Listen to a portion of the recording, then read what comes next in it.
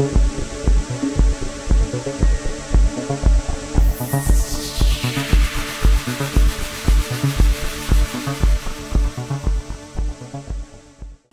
के कैदी किस्त number 7 by plan B YouTube channel hotel जे महल मुग़ल और राजस्थानी तर्ज तामीर के इम्तिजाज का उम्दा शाहकार था। इस्तकबाले पर खूबसूरत सी उधेड़ उम्र औरत ने इसे खुशामदीद कहा।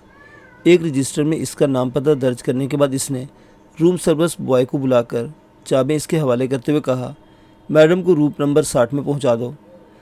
बानो अपना पर्स घुमाती हुई पुरएतमाद कदमों से सीढ़ियों की जानिब बढ़ गई। इसके टिचिकेस रूम सर्विस बॉय ने पहले ऊपर पहुंचा दिया था। होटल के कमरे में पहुंचने के बाद इसने तायराना नज़रों से चारों जानिब देखा। इंतहाई नफासत से हर चीज़ अपनी जगह पर थी। रूम सर्विस बॉय अभी तक मोदिब खड़ा था। मैडम किसी और चीज़ की ज़रूरत तो नहीं। बानो ने नफ़ी में सर हिला दिया तो वो नमस्कार करके बाहर निकल गया। रात का खाना और सुबह का नाश्ता इसने कमरे में ही किया। कपड़े तब्दील करने के बाद वो पैदल ही होटल से बाहर निकल गई। हस्बे प्रोग्राम सेवाराम पहले ही मौजूद था। इसके साथ वो अंबर फोर्ट की जानिब रवाना हो गई। इतवार होने की वजह से अंबर फोर्ट रोड पर बहुत ट्रैफिक थी। तकरीबन 10:30 बजे वो अंबर फोर्ट पहुंच गए। सेवाराम ने पूछा, श्रीमती जी क्या आज फोर्ट के अंदर चलेंगी या बाहर रुकना है? बानो ने कहा, यहाँ से चाय पीकर आगे बढ़ते हैं। वो ये देखना चाहती थी कि साथ वाले वीरान किले में ज़िंदगी के कुछ आसार भी हैं या नहीं। किला निस्बतन निचली जगह पर था, इसलिए वहाँ से साफ नज़र आ रहा था। आधे घंटे में कोई शख्स इस इमारत से बाहर निकलता दिखाई दिया और ना ही कोई अंदर दाखिल हुआ। वो कुछ सोचते हुए सेवाराम से बोली, चलो भाई सेवाराम, मुझे वो सामने वाले किले के दरवाजे तक पहुंचा दो। इसके बाद वहीं गेट पर मेरा इंतज़ार करना। मुझे कुछ देर हो जाए तो वापस मत जाना। सेवाराम साइकिल चलाते हुए कहने लगा, शांति जी आप कैसी बातें कर रही हैं? मैं भला वापस क्यों जाने लगा? अपना तो काम ही सेवा करना है। मैं शाम तक 1 इंच भी इधर उधर नहीं हूँगा। आप चिंता न करें। अगर आप शाम तक वापस ना आई तो जाकर अर्जुन शर्मा जी को आपके बारे में इत्तला कर दूंगा। बानो रिक्शा से उतरकर गेट की जानिब बढ़ी। दरवाजे पर मुसल्ला गार्ड मुस्तैद खड़े थे। वो पुरएतमाद कदमों से चलती इनके करीब जा पहुंची। गेट बदस्तूर बंद था। ग्रे रंग की यूनिफॉर्म में मलबूस दोनों गार्ड इसकी जानिब सवाल अंदाज से देख रहे थे। उधेड़ उम्र गार्ड आगे बढ़ा, इसके सामने पहुँच गया। वो दोनों हाथ जोड़कर प्रणाम करते हुए बोला, नमस्ते मैडम, मैं ये पूछने की गुस्ताखी कर सकता हूँ कि आपको किससे मिलना है? इसका लहजा भी अल्फाज की मानी शाइस्ता था। बानो ने बेनियाजी से कंधे झुकाते हुए कहा, मैं किसी भी जिम्मेदार आदमी से मिला दो। गार्ड ने इसकी बात ध्यान से सुनते हुए कहा, आप ज़रा इंतज़ार कीजिए, मैं अंदर बात करता हूँ। ये कहते हुए वो गेट से मुलिका एक छोटे से कैबिन में दाखिल हो गया और इंटरकॉम पर किसी से बात करने लगा। आवाज़ इतनी बुलंद थी कि बाहर तक आ रही थी। वो किसी से कह रहा था, गुप्ता जी एक नारी गेट पर खड़ी हैं, अंदर आने पर बजीद हैं। जवाब में दूसरी जानिब से पता नहीं क्या कहा गया। गार्ड ने दोबारा कहा, महाराज इसका इसरार है कि वो किसी ज़िम्मेदार शख्स से मिलना चाहती है। जी हाँ, शक्ल सूरत की बुरी नहीं बल्कि खासी अच्छी है और खासी पढ़ी लिखी भी लगती है। ठीक है, इसे अंदर भिजवा देता हूँ। रिसीवर रखने के बाद वो गार्ड इसकी जानिब बढ़ा, आए श्रीमती जी, मिस्टर गुप्ता आपके मुंतज़िर हैं। ये कहते उसने गेट का बगली दरवाज़ा खोल दिया।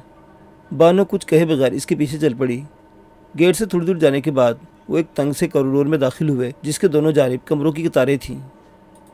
बानो को महसूस हुआ कि इमारत बाहर से जितनी खस्ता नज़र आ रही थी, अंदर से इतनी बुरी नहीं।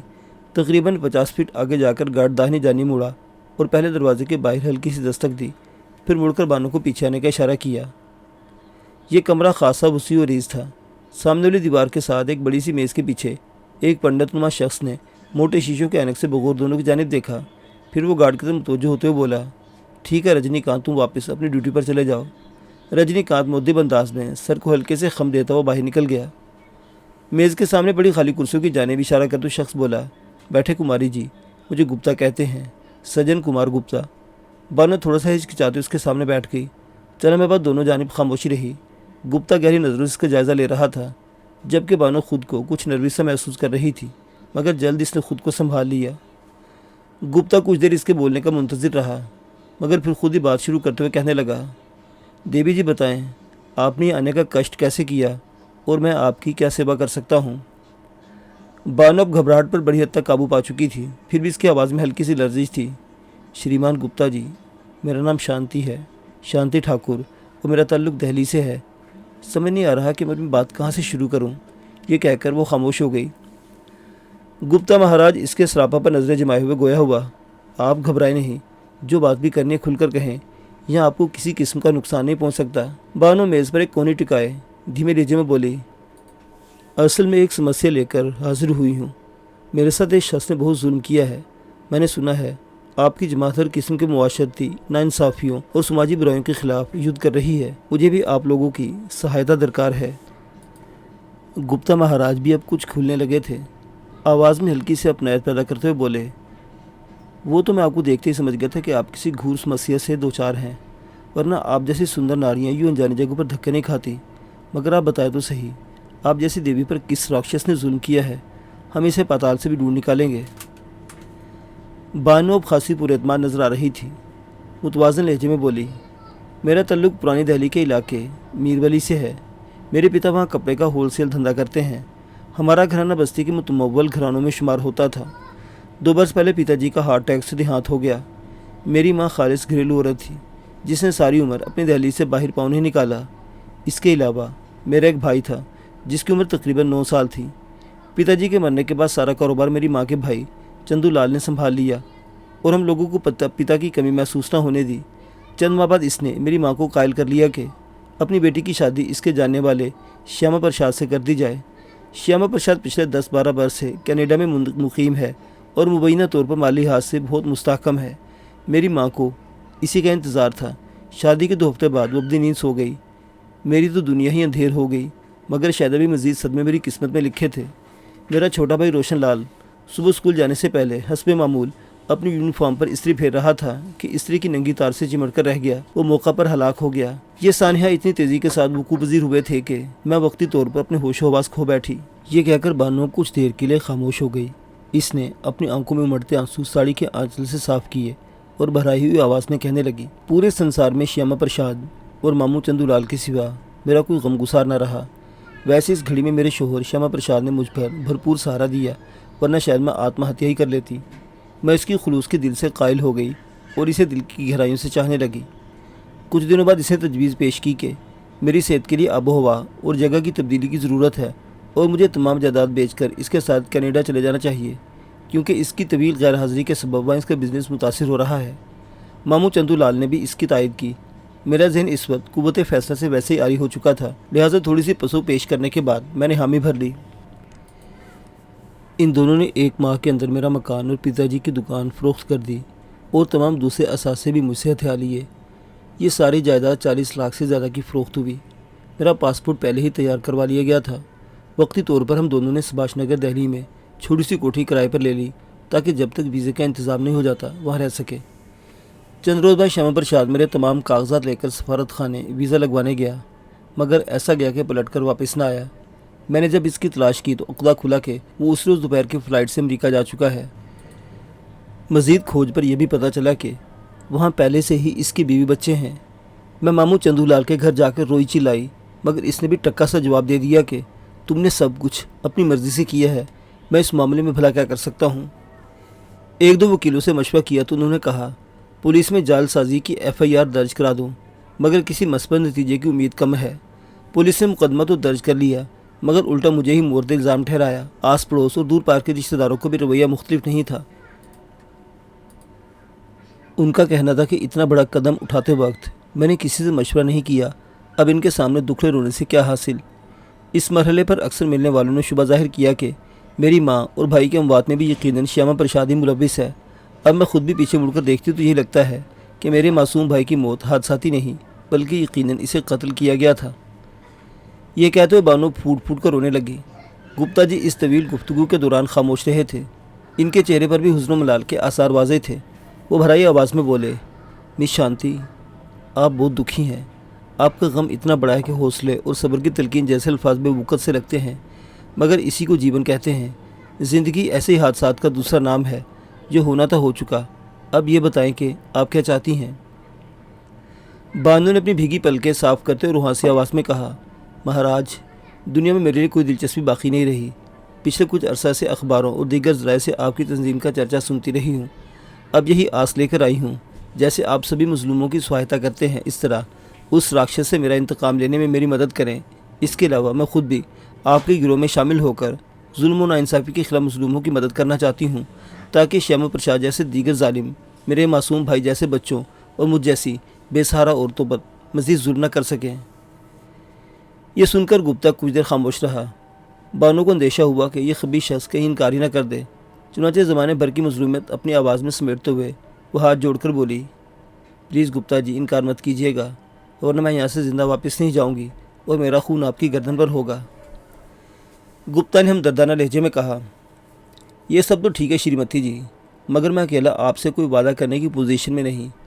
یہ درست ہے کہ ہماری تنظیم معاشرتی جرائم کے خلاف لڑتی ہے، مگر اس کے کچھ قواعد و ضوابط ہیں۔ کوئی فرد واحد اس بارے میں حتمی فیصلہ نہیں کر سکتا۔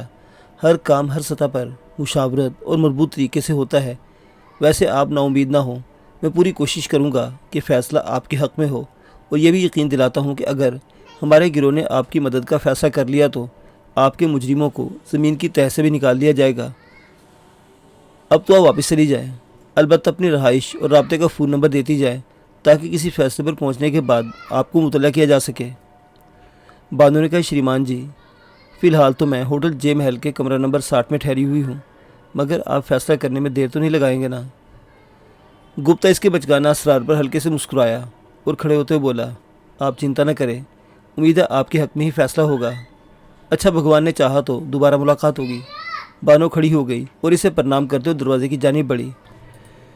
گپتا نے اسے روکتے ہوئے کہا، ٹھہرے شانتی جی، میں ابھی آپ کو اپنے آدمی کے ساتھ باہر تک بھجواتا ہوں۔ اصل میں یہاں کے کچھ قواعد ہیں، کوئی نووالد اکیلا یہاں گھوم پھر نہیں سکتا، امید آپ محسوس نہیں کریں گی۔ بانو نے فدیانہ لہجے میں کہا، بھلا میں کوئی بات مائنڈ کیوں کرنے لگی؟ آخر ہر ادارے یا تنظیم کے کچھ قواعد و ضوابط ہوتے ہیں، ورنہ کام کیسے چلے؟ اتنے میں گپتا کا ماتحت اندر داخل ہوا، جو بانو کے لیے باہر کی جانب چل پڑا۔ بانو جب مین گیٹ سے باہر نکلی تو سیوا رام کو اپنا منتظر پایا۔ بانو کو دیکھ کر اس کے چہرے پر رونق آ گئی، مگر یہ لمحاتی کیفیت تھی، فوراً ہی اس کے چہرے کا رنگ تبدیل ہو گیا اور آنکھوں سے بیزاری جھانکنے لگی۔ بانو رکشے میں سوار ہوئی تو کوئی بات کیے بغیر چل پڑا۔ اس کا یہ روٹھا سا انداز بانو کو اچھا نہیں لگا۔ تھوڑی دور آنے کے بعد اس نے کہا، سیوارام کیا بات ہے، تم کچھ ناراض سے لگتے ہو، کوئی غلطی ہو گئی مجھ سے؟ سیوارام نے تلخ لہجے میں کہا، ارے شریمتی جی، آپ جیسے بڑے لوگوں سے کبھی غلطی ہوتی ہے؟ غلطی تو ہم جیسے چھوٹے لوگوں سے ہوتی ہے۔ ویسے سچی بات یہ ہے کہ مجھے آپ کا یوں اتنی دیر اندر رہنا اچھا نہیں لگا، میں تو آپ کو بڑی بھلی مانند ناری سمجھ رہا تھا۔ بانو کو اس کے احمقانہ ریمارکس پر بہت تاؤ آیا، مگر ان کی تہ میں جو مخلصانہ جذبات تھے انہیں محسوس کر کے اس کے دل میں سیوارام کی عزت اور بڑھ گئی۔ جب وہ امبر فورٹ سے گزر کر امیر روڈ کی جانب بڑھے تو کچھ دور چلنے کے بعد سیوارام بڑبڑایا، مجھے لگتا ہے ہمارا پیچھا کیا جا رہا ہے۔ بانو چونکتے ہوئے بولی، یہ تم کس بنیاد پر کہہ رہے ہو؟ سیوارام نے کچھ تیز آواز میں کہا، ارے شریمتی جی، ہمارا دل کہتا ہے کہ ہمارا پیچھا ہو رہا ہے، اور ہمیں پتا ہے کہ ہمارا دل کبھی جھوٹ نہیں بولتا۔ بانو آہستگی سے بولی، ایک بات کا دھیان رکھنا کہ تمہاری کسی حرکت سے یہ ظاہر نہ ہونے پائے کہ ہمیں اپنے تعاقب کا علم ہے۔ سیوارام خاموشی سے رکشہ چلاتا رہا۔ بانو کے لیے انکشاف اتنا غیر متوقع نہیں تھا، اس لیے اس سے کوئی حیرت نہیں ہوئی۔ کچھ دیر بعد سیوارام نے کہا، وہ پیلے رنگ کا سائیکل رکشہ اور آگے جانے والی سرخ موٹر سائیکل مسلسل ہمارے تعاقب میں ہے۔ بانو نے دھیرے سے کہا، تم ان پر لعنت بھیجو اور میری بات دھیان سے سنو، کیونکہ ہوٹل آنے والا ہے۔ تم مجھے یہاں اتار کر ارجن شرما کے پاس جانا اور اسے بتانا کہ اپنے تعاقب کی وجہ سے میں آج وہاں نہیں آ سکتی، اور وہ لوگ بھی فوری طور پر مجھ سے رابطے کی کوشش نہ کریں۔ ویسے ہی تسلی دینا کہ چنتا کی کوئی بات نہیں۔ سیوارام اسے ہوٹل کے باہر اتار کر آگے بڑھ گیا۔ اپنے کمرے میں پہنچنے کے بعد بانو سوچنے لگی کہ اس کا اندازہ بالکل صحیح نکلا، مگر یہ مشکل پیدا ہو گئی تھی کہ ان سے رابطہ کیسے کرے۔ وہ اس ڈر سے فون بھی نہیں کر رہی تھی کہ مبادہ اس کا فون ٹیپ کیا جا رہا ہو، تاہم وہ خوش تھی کہ معاملات اس کی حسب خواہش آگے بڑھ رہے ہیں۔ رات کا کھانا اس سے نیچے ہال میں کھایا اور اکیلی بیٹھے اپنے موجودہ حالات کی بابت سوچتی رہی۔ 11 بجے کے لگ بھگ ہال سے اٹھی اور بوجھل قدموں سے اپنے کمرے کی جانب بڑھ گئی۔ کمرے کا دروازہ کھول کر اندر داخل ہوئی اور چند لمحوں کے لیے بے خیالی میں آئینے کے سامنے کھڑی اپنے سراپے کا جائزہ لیتی رہی۔ اس کے بعد وہ کپڑے تبدیل کرنے کے لیے الماری کی جانب گئی۔ الماری کھلنے پر وہ چند لمحوں کے لیے حیران سے کھڑی رہ گئی۔ صاف نظر آ رہا تھا کہ کسی نے اچھی طرح تلاشی لی ہے، خصوصاً اس کے اٹیچی کیس اور کپڑوں کا پوری طرح پوسٹ مارٹم کیا گیا تھا۔ کوئی بھی چیز اپنی جگہ پر صحیح موجود نہیں تھی۔ وہ کچھ دیر کھڑی سب دیکھتی رہی اور پھر کپڑے اور اٹیچی کیس اٹھا کر پلنگ پر رکھا اور انہیں دوبارہ ترتیب سے اٹیچی کیس کے اندر رکھنے لگی۔ اسے سمجھنے میں دیر نہ لگی کہ یہ حرکت کس کی ہو سکتی ہے۔ انہی خیالوں میں گم تھی کہ اسے ایک جانب سے ہلکی سی آواز سنائی دی۔ اس نے چونکتے اس جانب دیکھا تو خوف کے مارے اس کے حلق سے چیخ نکل گئی۔ باتھ روم کا دروازہ کھول کر دو ہٹے کٹے بدماش اس کی جانب بڑھ رہے تھے۔ ان کے ہاتھوں میں پستولوں کا رخ اسی کی جانب تھا۔ اس کے پورے جسم میں خوف کی سرد لہر دوڑ گئی۔ وہ پھٹی آنکھوں سے ان دونوں مسلح افراد کو اپنی جانب بڑھتے ہوئے دیکھ رہی تھی۔ دونوں افراد اپنے نپے قدموں سے اس کی جانب بڑھ رہے تھے۔ بانو کے قریب پہنچ کر وہ رک گئے۔ ان کی نگاہوں کا مرکز وہی تھی اور وہ بت کی طرح بے حس حرکت کھڑی انہیں تکے جا رہی تھی۔ تمام عمر اسے ایسی صورتحال کا سامنا نہیں کرنا پڑا تھا، اسی وجہ سے اس کا چہرہ خوف سے پیلا پڑ گیا تھا۔ اکہرے بدن والا طویل القامت شخص چند میں بانو کو گھورتا رہا، پھر اپنے پستول کا رخ اس کی جانب کرتے ہوئے غرایا۔ سچ بتاؤ تم کون ہو اور کہاں کی رہنے والی ہو؟ بانو کے لیے اگرچہ یہ سب کچھ غیر متوقع نہیں تھا، مگر اس کی آواز خوف سے کانپ رہی تھی۔ میں شانتی ٹھاکر ہوں، مگر تم اپنے بارے میں بتاؤ کہ یہ چوروں کی طرح میرے کمرے کی تلاشی کا کیا مقصد ہے؟ اس بار طویل قامت ہی گویا ہوا۔ اس کا جواب بھی تمہیں بہت جلد مل جائے گا، مگر فی الحال میری بات غور سے سنو۔ اگر ذرا سی بھی آواز نکالی تو یہ ڈھیر کر دی جاؤ گی۔ بہتری اسی میں ہے کہ جیسے ہم کہیں اس پر عمل کرو۔ بانو کے حلق سے بمشکل آواز نکلی، مگر تم کون ہو اور مجھ سے کیا چاہتے ہو؟ وہ سرد آواز میں بولا، ہم صرف یہ چاہتے ہیں کہ خاموشی سے ہمارے ساتھ چلو، ورنہ تمہیں بے ہوش کر کے لے جانا پڑے گا اور یہ صورتحال تمہارے لیے زیادہ بہتر نہ ہوگی۔ بانو کے سامنے کوئی دوسرا راستہ نہ تھا۔ وہ شور مچا کر اپنی جان بھی ضائع نہیں کرنا چاہتی تھی، لہٰذا اس نے دھیمے لہجے میں کہا، ٹھیک ہے، میں تمہارے حکم کی تعمیل کروں گی۔ نوالد کی آواز میں اب بھی قدرے ٹھہراؤ تھا۔ ہمارے پستول بظاہر ہماری جیبوں میں ہوں گے، لیکن باہر نکل کر اگر تم نے زیادہ چالاک بننے کی کوشش کی تو نتائج کی ذمہ داری تم پر ہوگی۔ بانو کچھ کہے بغیر ان کے ساتھ چل پڑی۔ دروازے سے باہر نکل کر طویل قامت کے ساتھی نے کمرہ باہر سے مقفل کر کے چابی اپنی جیب میں ڈالی اور بانو کو آگے بڑھنے کا اشارہ کیا۔ دونوں اسے اپنے حصار میں لے سیڑھیوں سے نیچے اترے اور ہال سے ہوتے ہوئے بیرونی دروازے کی جانب بڑھ گئے۔ اس وقت ہال میں خاصے لوگ موجود تھے، مگر کسی نے بھی بانو کی اڑی ہوئی رنگت پر دھیان نہ دیا۔ ہوٹل کی پارکنگ میں کھڑی سفید رنگ کی ماروتی کار کے نزدیک پہنچے تو ڈرائیونگ سیٹ پر پراجمان شخص نے جلدی سے گاڑی کا پچھلا دروازہ کھولا۔ طویل قامت نے بانو کو پچھلے سیٹ پر بیٹھنے کا اشارہ کیا اور خود بھی اس کے ساتھ بیٹھ گیا۔ اس دوران اس کا ساتھی دوسری جانب سے بانو کی دائیں جانب آ کر بیٹھ گیا۔ ڈرائیور نے فوراً گاڑی آگے بڑھا دی۔ رات آدھی سے زائد بیت چکی تھی، اس لیے سڑکوں پر ٹریفک زیادہ نہیں تھی۔ بانو جے پور سے زیادہ واقف نہ تھی، اس لیے وہ اندازہ نہ لگا سکی کہ اسے کس طرف لے جایا جا رہا ہے۔ آدھے گھنٹے کے سفر میں کئی چھوٹی بڑی سڑکوں پر مڑنے کے بعد ایک کوٹھینمو مکان میں داخل ہوئی۔ گاڑی سین میں رکی تو طویل قامت نے بانو کو نیچے اترنے کا اشارہ کیا۔ وہ ایک روبوٹ کی طرح ان کے احکام پر عمل کر رہی تھی۔ دونوں اسے اپنے ساتھ لیے ایک بڑے سے کمرے میں داخل ہوئے۔ خوبصورت فرنیچر اور قالین سے اندازہ ہوتا تھا کہ اس کے مکین خاصے خوشحال ہیں۔ اندر داخل ہونے کے بعد طویل قامت نے اسے سامنے پڑے صوفے پر دھکیلتے ہوئے سخت لہجے میں پوچھا، اب بتاؤ تم نے یہ حرکت کیوں کی؟ بانو کے آواز میں خوف کے ساتھ حیرت بھی شامل تھی۔ میں نے کون سا جرم کیا ہے؟ مجھے کچھ بتاؤ، یا یوں ہی دھمکیاں دیتے جاؤ گے؟ وہ شخص یکدم کھٹکنے کتے کی طرح غرایا اور پھر اپنے ساتھی سے مخاطب ہوا، آنند ذرا مہارانی جی کو بتاؤ کہ انہوں نے کیا اپرادھ کیا ہے۔ آنند اوس قد کا گورا چٹا شخص تھا۔ وہ بانو کی آنکھوں میں جھانکتے ہوئے کہنے لگا، شریمتی شانتی ٹھاکر، میں ذرا تفصیل سے تمہیں تمہارے جرم سے آگاہ کرتا ہوں، لیکن اس سے پہلے اپنا تعارف کرا دوں۔ ہم تمہارے پتی شیما پرساد کے آدمی ہیں، جس کے خلاف مدد لینے کے لیے تم پاپی گروہ کے پاس گئی تھی۔ کہ تم نے شیما پرساد کو اتنا بیوقوف سمجھ لیا تھا کہ وہ تمہاری طرف سے بالکل غافل ہو جائے گا؟ یہ الفاظ سن کر بانو کو عجیب سا محسوس ہوا تھا۔ خوف کی جگہ اس کی آنکھوں میں حیرت کے آثار ابھر آئے تھے، کیونکہ اسے علم تھا کہ شیما پرساد نامی کوئی شخص ہرگز وجود نہیں رکھتا۔ وہ کہانی تو اس نے محض اس لیے گھڑی تھی کہ پوتر پاپی گروہ میں شمولیت کی راہ ہموار ہو سکے، مگر وہ اپنے سامنے مبینہ خامد کے غنڈے دیکھ کر خود کو پاگل محسوس کر رہی تھی۔ اسے ایک گورکھ دھندا بالکل سمجھ میں نہیں آ رہا تھا۔ اس کیفیت میں شاید وہ سچ اگل دیتی، مگر فوراً ہی اس نے خود کو سنبھال لیا۔ وہ سمجھ گئی تھی کہ پاپی گروہ کے لوگ اس کے بیان کردہ کہانی کی تصدیق کے لیے یہ سارا ڈرامہ رچا رہے ہیں۔ یہ سوچ کر اس کا ڈر خاصا کم ہو گیا اور وہ مستحکم لہجے میں بولی، تو تم اس حرامی شیما پرساد کے پالتو ہو جسے انسان کہنا بھی انسانیت کی توہین ہے۔ کہاں ہے وہ؟ مجھے اس کے پاس لے چلو تاکہ میں اس کمینے سے پوچھ سکوں کہ میں نے اس کا کیا بگاڑا تھا جو اس نے میرے ساتھ اتنا بڑا دھوکہ کیا۔ اس نے چند ٹکوں کی خاطر میرا ہنستا بھستا خاندان تباہ کر دیا۔ میں اس کتے سے بدلہ لینے کے لیے کسی بھی حد تک جا سکتی ہوں۔ وہ چند لمحوں کے لیے خاموش ہو گئی۔ फिर भराई हुई आवाज़ में गोया हुई, उसे बता देना कि अगर इस गिरोह के लोग मेरी मदद के लिए आमादा ना भी हुए तो मैं तन्हाई से ढूंढ निकालूंगी और अपनी बेकसूर माँ और मासूम भाई की हत्या का इंतकाम लूंगी। वो दुनिया के किसी भी कोने में जा छुपे, मैं इसे जिंदा नहीं छोड़ूंगी, क्योंकि इसे इबरतनाक मौत मारना ही अब मेरे जीवन का मकसद रह गया है। मैं तुम लोगों के आगे हाथ जोड़ती हूँ कि मुझे इसका पता बता दो। ये कहकर वो सोफे से उठ खड़ी हुई थी और आगे बढ़कर आनंद का गिरेबान पकड़कर हिज़ियानी अंदाज में चीख रही थी, कहाँ है वो जलील शख्स, बताओ वरना मैं तुम्हें जिंदा नहीं छोड़ूंगी। आनंद इसे अपना गिरेबान छुड़ाने की जिद्दोजहद करते हुए बोला, पीछे हटो, ये क्या बेहूदगी है, तुम पागल तो नहीं हो गई। बानों पर वाकई इस पर जुनून तारी था। आनंद का चेहरा अपने नाखूनों से नोचते हुए श्यामा प्रसाद को बद्दुआएं दे रही थी। आनंद ने बड़ी मुश्किल से खुद से अलग किया और सोफे पर धकेल दिया। इस दौरान तवील कामत खामोश खड़ा गहरी नजरों से बानों का जायजा लेता रहा। इसने आनंद को मुड़कर कहा, फिलहाल इसे यहीं बंद कर दो, हम चलकर श्यामा प्रसाद जी को इसकी बाबत इत्तला देते हैं। इसके बाद वो दोनों बाहर की तरफ बढ़े और दरवाज़ा बाहर से बंद कर दिया। बानो दरवाज़ा पीटे बुलंद आवाज़ से चिल्ला रही थी, बुलाओ उस हरामी श्यामा प्रसाद को, आज मैं सारा हिसाब चुका दूंगी। आनंद और तवील कामत इसकी चीखों पुकार नजरअंदाज करते मुलिका कमरे में दाखिल हो गए। उन्होंने मेज़ पर धरे टेलीफोन के जरिए किसी से रब्ता किया और तवील कामत मुअद्दिब लहजे में बात करने लगा, हेलो गुप्ता जी, मैं बजरंग बोल रहा हूँ। हम शांति को ले आए हैं, मगर हमारे मुशाहिदे के मुताबिक वाकई श्यामा प्रसाद नामे अपने पति के हाथों सताई हुई औरत है।